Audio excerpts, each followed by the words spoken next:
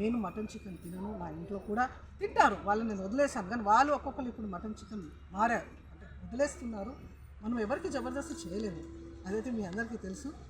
నా ఇంట్లో చాలామంది నన్ను చూసి అంటారు, నేను కొన్ని చెప్తాను, నా క్యారెక్టర్ ఏ విధంగా ఉండేదంటే నన్ను చూసి భయపడవాలి. షీఈ్ ఎ డైనమిక్ లేడీ అనేవాళ్ళు, షీఈ్ ఎ డైనమిక్ ఆఫీసర్ అనేవాళ్ళు.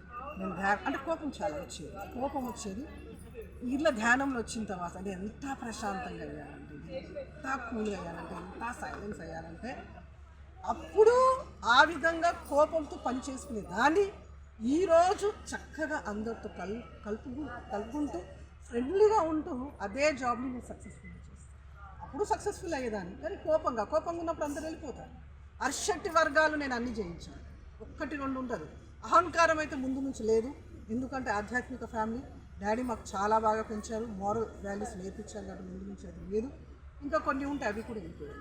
అసూయ లేదు, లోభము లేదు, కోపం లేదు, క్రోధం లేదు. ఉండే చిన్న లోభాలు, లోభితత్వం ఉండేది, అసూయ, అవి కూడా దీంట్లో వెళ్ళిపోయాయి.